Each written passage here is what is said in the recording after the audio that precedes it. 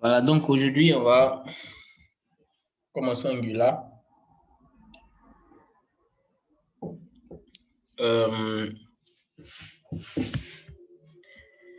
Donc là, je partage mon écran.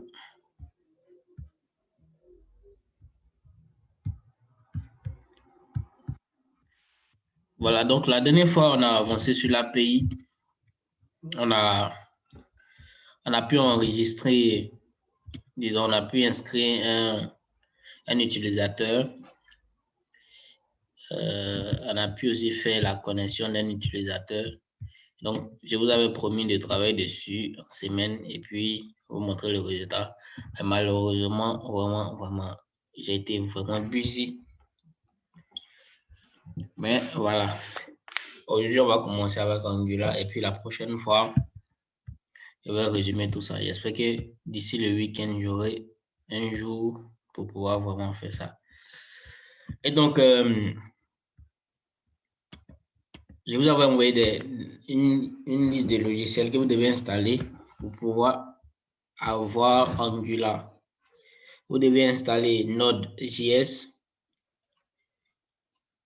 installer Git, parce que j'ai envoyé la liste. Et donc, normalement,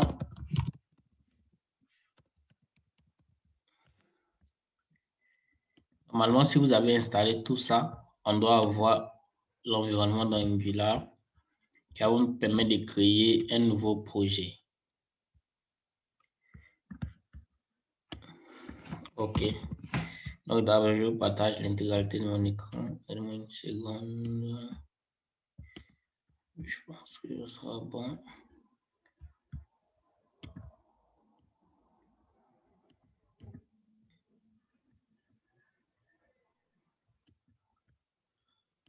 OK. Donc ici, est-ce que tout le monde voit mon écran?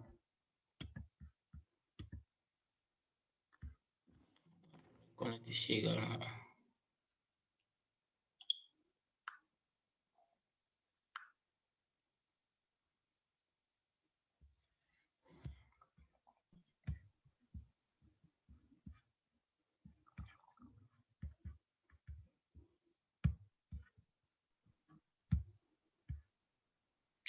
OK. Donc, là, ce qu'on va faire aujourd'hui, une fois qu'on a pu installer, on va aller très rapidement, une fois qu'on a pu installer les applications que je vous ai mis dans le groupe en début, je peux dire dès le début. Là, maintenant, on doit être en mesure d'installer Angular. Node.js nous permet d'accéder à des librairies. Ça va? À partir de Node.js, on peut télécharger des librairies de développement. Node.js, on a installé, donc on pourrait utiliser la Node.js qui nous permet, avec NPM, d'installer pas mal de choses, dont Angular. Donc, je vais me rendre pour installer Angular. Une fois que j'ai installé Node.js et toutes les autres applications, je viens dans une ligne de commande et je vais mettre le code npm install -g, c'est-à-dire de manière globale Angular. Je fais entrer, il va me charger. Il va prendre pas mal de temps pour m'installer ça. Et une fois que c'est fait, voilà, on pourra commencer à créer un nouveau projet en Angular. Donc, il va prendre le temps de charger.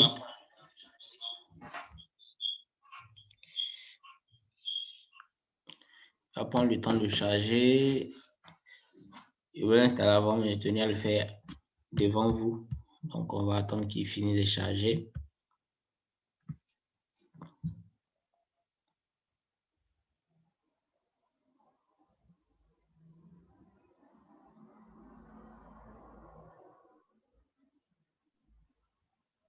Donc, en gros, Angular, c'est un framework JavaScript qui permet, voilà, de développer des applications vraiment très fluides, des applications flexibles.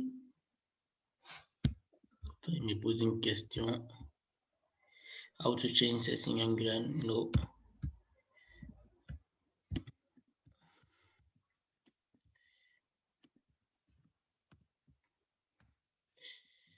Ok. Là, je pense que Angular est bel et bien installé.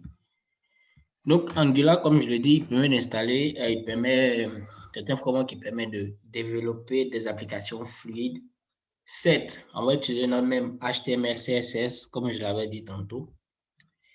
Mais vous voyez que avec Angular, les actions répondent plus facilement. Le temps de chargement est moins, disons, est plus rapide parce qu'on a accès à toutes les informations, toutes les requêtes dont l'utilisateur a besoin. On a accès à ça déjà. Et dès qu'il fait la demande, ça lui répond automatiquement. Alors que de manière classique, lorsque l'utilisateur fait une demande, ça va aller fouiller ça va aller faire la requête dans la base de données sur un processus vraiment assez long. Donc, non seulement ça prend du temps, ça prend du temps pour charger, mais après,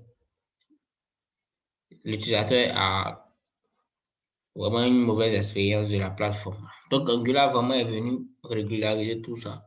Donc, il est très facile à utiliser. Alors, pour créer un nouveau projet Angular, nous allons utiliser notre VS Code ici. Nous allons créer un nouveau projet, New File, où on va se placer dans un répertoire qui va nous permettre de pouvoir installer notre projet. Donc ici, on va partir ouvrir un répertoire Open Folder. On va ouvrir quel répertoire? Bon, je vais me mettre dans mon disque C, dans le dossier WAMP. Voilà, dans le dossier 3xW. Et donc là, je vais appeler ce projet-là ici. Et c'est à l'intérieur de ce projet-là, je vais installer Angular. Donc, j'appelle mon terminal. Il faut savoir qu'avec Angular, on utilise beaucoup de terminal. Donc, on peut utiliser le terminal initial de Windows en faisant clic droit ici ou command prompt admin, quelque chose, ou en faisant une recherche en tapant juste CMD pour ceux qui sont sur Windows. Et donc, on peut avoir cette commande qui est là, que j'ai utilisée initialement pour travailler avec Angular, pour installer Angular. Je l'ai utilisé initialement parce que je voulais installer Angular de manière générale sur tout l'ordinateur. Comme ça, désormais, je suis avec un nouveau projet, je peux le créer partout où je veux, avec n'importe quel terminal.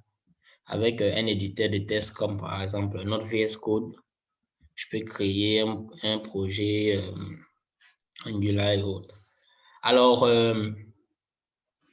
ici, on va accéder au terminal et on va créer un nouveau projet. ng new. Donc ici, pour créer un nouveau projet avec Angular, on appelle la commande ng pour dire Angular nouveau projet. Donc, soit formation projet ou bien projet formation. Donc, comme ça, projet bibliothèque. Projet bibliothèque. Bibliothèque, je suis en train de faire une faute là. Et voilà, il va me mettre à charger. Il va me poser pas mal de questions. Do you want to enforce stripper type, check-in, stripper bundle, setting, for more information, but no. Would like add Angular routing. Il me demande est-ce que je veux faire de haut est-ce que je veux créer plusieurs pages distinctes. Parce que ce qu'il faut savoir, c'est que Angular fonctionne par composant. Angular fonctionne par composant. Donc, on peut créer des routines.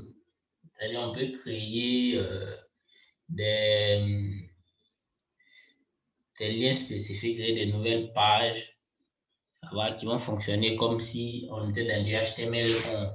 On crée plusieurs pages différentes et qu'on les connectait via la balise A pour dire, pour faire l'action de de lien. Donc, c'est un peu ce qu'il nous demande. On peut créer Angular également en assemblant, disons, plusieurs pages dans une seule page. Ça veut dire quoi? On peut créer plusieurs composants et au clic on peut faire un menu standard. Au clic d'une information, tous les autres composants se ferment et apparaît un seul composant. Ça, on n'est pas obligé forcément d'utiliser le système de routing. Mais le système de routing lui permet vraiment de distinguer, de créer chaque nouvelle page dans un nouveau composant. Donc, on aura des pages avec des composants principaux.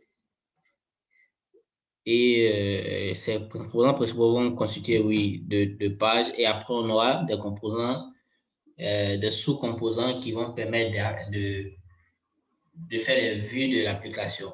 Par exemple, comme composant, on peut prendre une page où il y a la barre de navigation, il y a le footer, et puis il y a le milieu, il y a le body.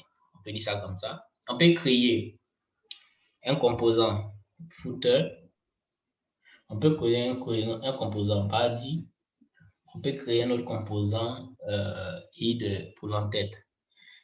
Ainsi, lorsqu'on travaille à plusieurs sur le même projet, l'autre n'a pas forcément besoin que moi je finisse mon projet avant qu'il ne puisse travailler. Il peut travailler sur un composant ici, moi je travaille sur un autre composant. Soit par exemple à distance, avec GitHub comme ça, comme exemple. Moi, je peux être en train de travailler sur le header ici et quelqu'un d'autre en train de travailler sur le footer de l'autre côté. En même temps, en temps réel, nos applications sont connectées. Et puis, voilà, le projet avance très rapidement. Donc ici, nous allons essayer le système de routing. Donc, nous allons mettre yes, ou plutôt yes, je mettre note. Nous allons utiliser le SCSS comme système pour faire les styles, en disant c'est une autre forme de CSS, mais là-bas également, lui, il permet de créer des variables dans le CSS, des variables qui peuvent, ça fonctionne comme le CSS normal, mais lui permet de créer soit des variables, faire pas mal de choses également. Donc, là, après avoir choisi toutes ces options, nous allons attendre à ce que le chargement finisse. Ça va finir d'installer tout ce qui est package et nous aurons notre environnement Angular. Une fois que ça sera fait, nous allons essayer ensemble de créer les vues de notre bibliothèque. Nous allons décider de comment est-ce que ça va s'afficher, comment est-ce que nous allons créer les vues, les headers, les footers, etc. Donc, on attend que ça finisse de charger. En attendant, si quelqu'un a une question, peut poser.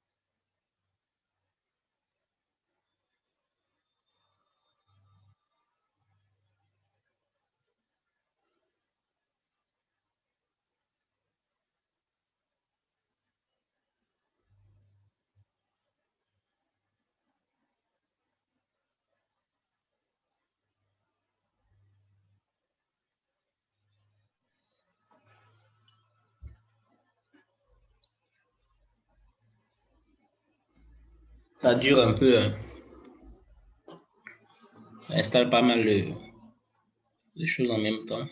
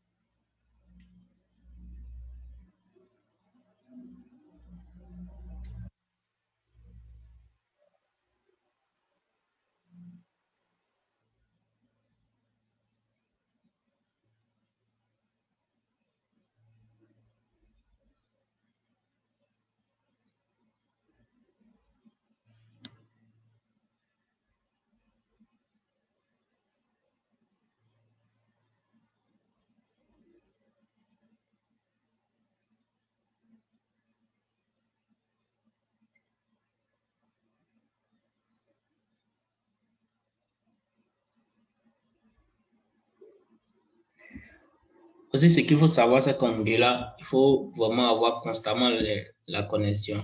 Parce qu'à chaque fois, il faut installer des packages. Donc, il faut constamment avoir la connexion.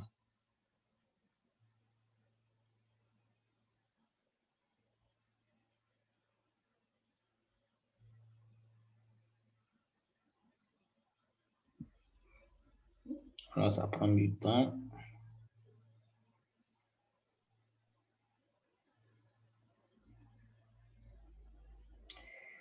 OK. Le projet est très bien installé. Nous allons enlever tout ça. Nous allons appeler juste notre projet. Donc, je vais open le folder simplement de notre projet. C'est projet bibliothèque. Nous allons enlever. OK. Là, il est parti seul. Ça marche. Donc ici, on a notre application qui est là. On va découvrir un peu la structure. Donc ici, c'est des packages, voilà, propres à Angular, Angular JSON, local, etc. Ici, le dossier dans lequel nous allons travailler beaucoup, c'est le dossier SRC, qui lui comporte notre fichier de style, style.scss. On a notre index HTML ici, où on peut changer l'entête. Ici. Après, vous verrez que d'abord, je vais changer la première, je vais changer ça en français. Vous verrez que là, il a la structure de base du HTML que nous connaissons. Donc là, le HTML que nous connaissons. Ici, on peut changer, tout dit, bibliothèque, comme ça. Et après, vous verrez que dans le body, on n'a rien. Mais on va essayer de démarrer le projet, disons de faire afficher le projet. Pour faire afficher le projet avec Angular, c'est NGS, c'est-à-dire Angular Server. On va demander à Angular d'ouvrir, voilà, la page. Donc, pour ouvrir, c'est mieux, c'est important de prendre des notes en même temps. Si vous avez un stylo auprès de vous, prendre les commandes de base d'Angular. Donc, pour ouvrir notre serveur, disons notre projet dans le navigateur, on fait Angular NGS-O pour ouvrir le projet dans un navigateur. Donc là, il va compiler. Il est en train de compiler.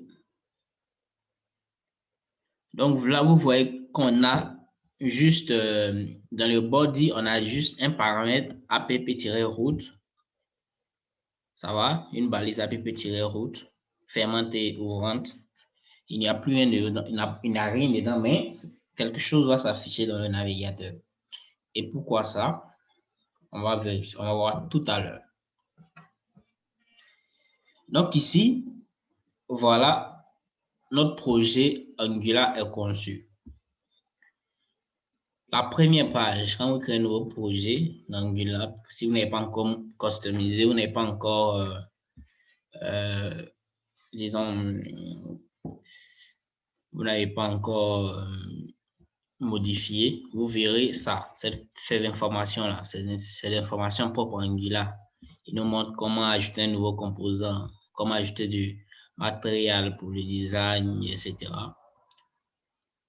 Et tout ça apparaît pendant qu'on n'a rien dans notre body.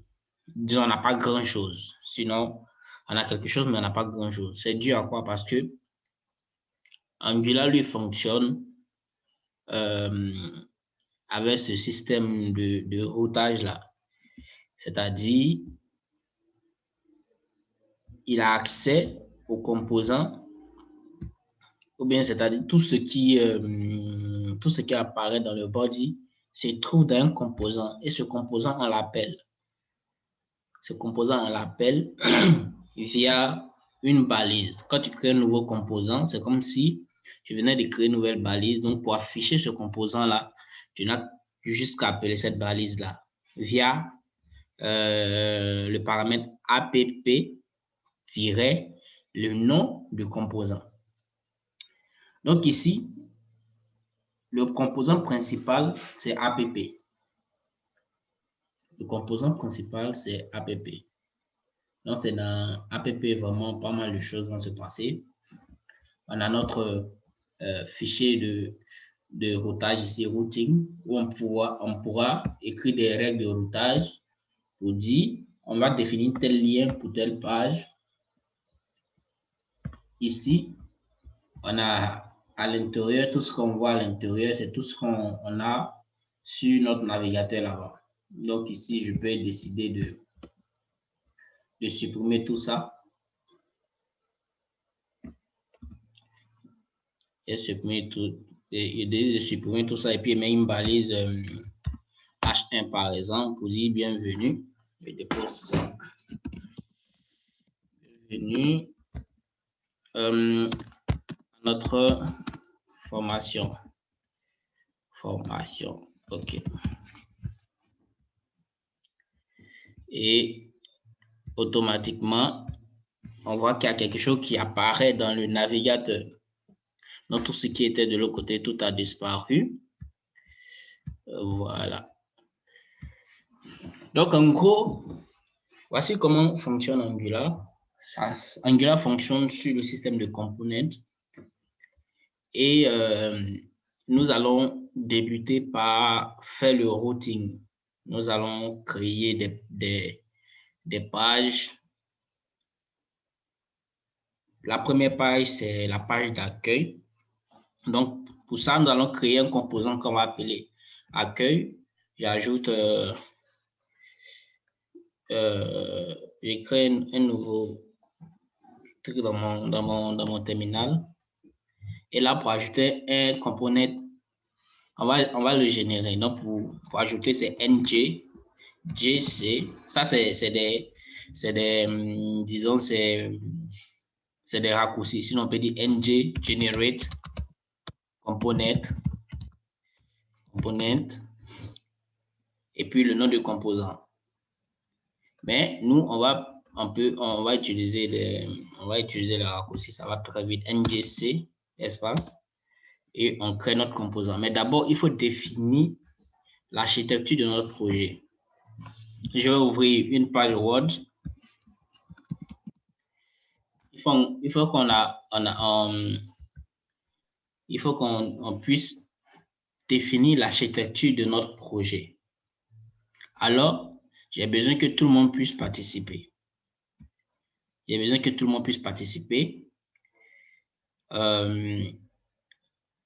Activez tous vos micros. J'espère qu'il n'y a pas trop de bruit autour de vous.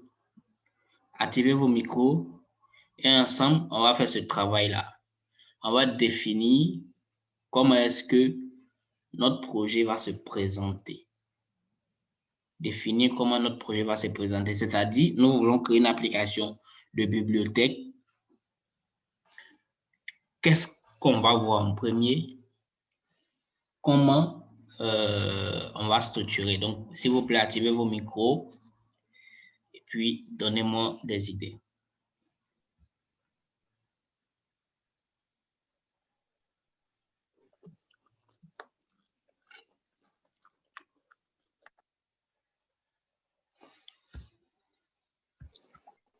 Donnez-moi des idées. Alors, on a un site de bibliothèque à faire. Comment est-ce qu'on doit présenter ce site-là? Quelles sont les informations qu'on doit avoir sur le site?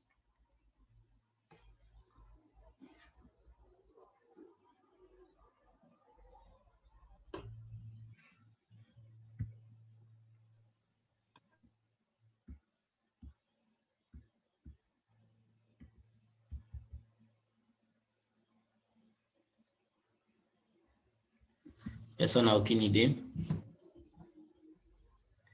Je vais désigner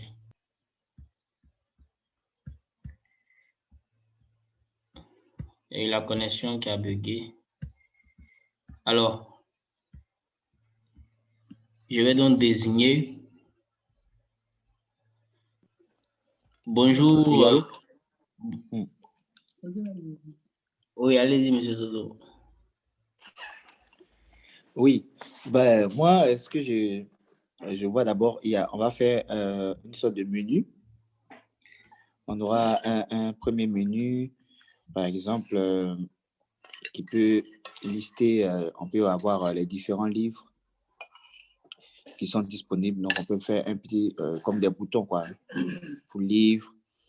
Et puis, s'il y a un espace connexion, voilà. En fait, c'est un petit menu d'accueil, quoi, où on aura différents compartiments, on va noter vos différents idées. livres. Donc, on aura un menu. Et puis, on aura, dans le menu, on aura livre ensuite. Oui, on aura aussi, je peux dire connexion, genre Connexion, un espace inscription. de connexion. Oui. OK. Puis, s'il y a un petit champ de recherche, une barre de recherche. On peut avoir un champ de recherche. OK. Et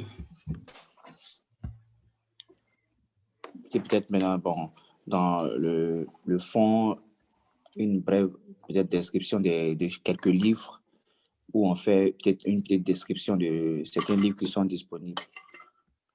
Une description. Genre, on met voilà, de certains livres, voilà, en page d'accueil.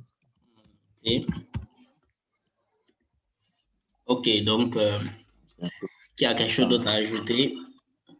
Je vais désigner. Bonjour, Stéphie Birenda.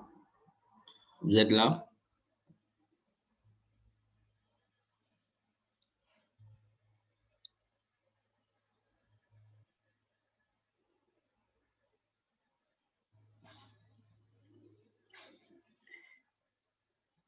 Stéphie Birenda, vous nous écoutez?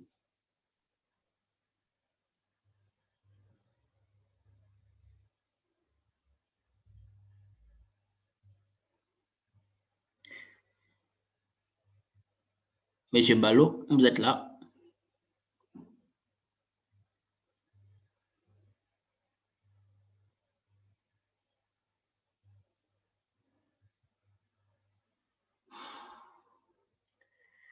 Monsieur Ballot, vous êtes là?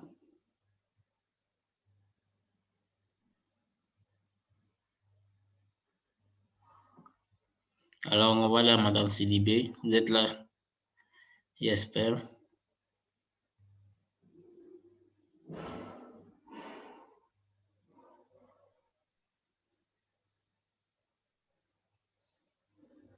Madame Sidibé.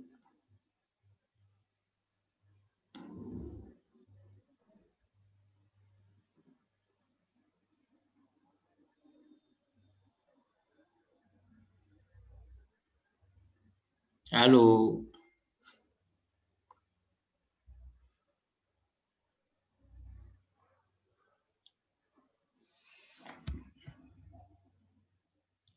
Il n'y a personne. Hein?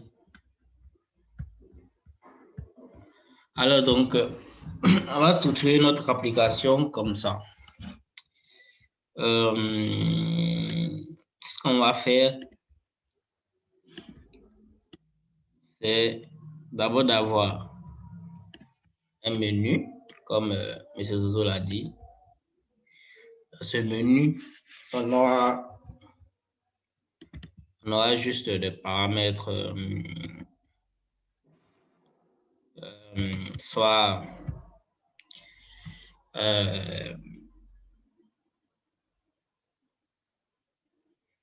les paramètres où on aura des catégories dans le menu. Après, on aura connexion, inscription, etc. Donc ici, inscription ou bien connexion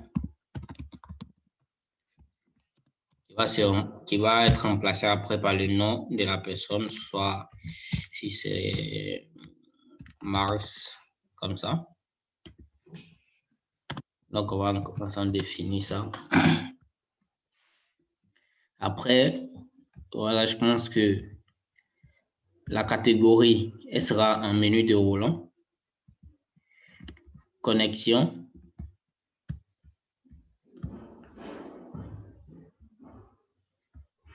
Oui, on ne vous entend pas. Ah, ok. Ok. Donc, je sais pas. Vous pouvez écrire quand même. Donc, là, on vous a demandé qu'est-ce que vous proposez pour les vues de la bibliothèque. Qu'est-ce que vous proposez? On va créer une bibliothèque en ligne.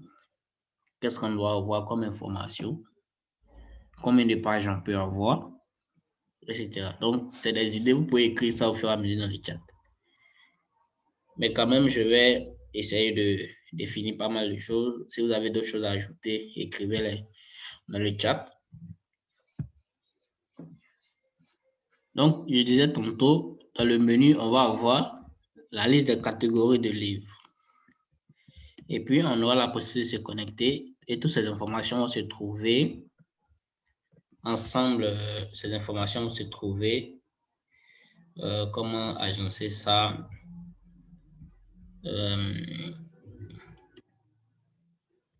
Voilà. Je vais mettre ça à droite comme ça. Oh, mais pourquoi tu fais ça là? Voilà. Ça se trouve à droite. On aura un menu comme ça. Après, on aura un champ de recherche, comme M. Zola l'a dit également. Donc, on aura une option de recherche. Excusez-moi, donnez-moi une seconde.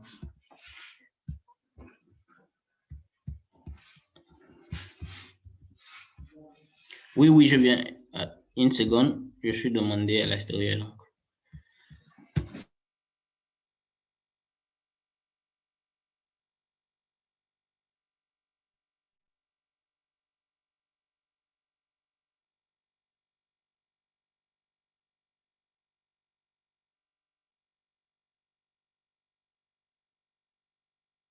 Alors,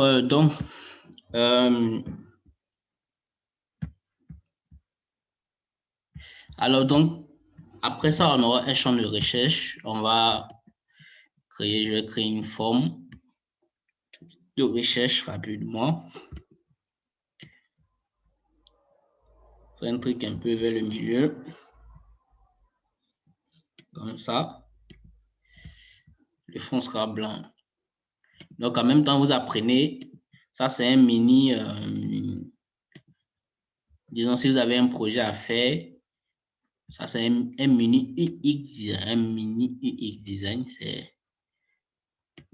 c'est-à-dire, ça définit quand même ce qu'on veut voir dans la vue. Alors, on aura un fond blanc sans fond.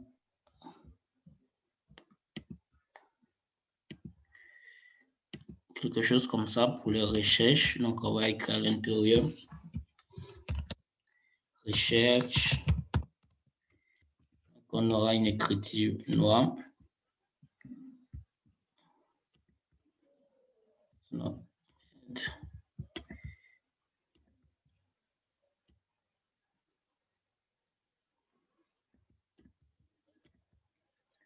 Voilà, donc lui, ça va se placer à gauche. Donc ensemble, on va définir tout ça. On va ajouter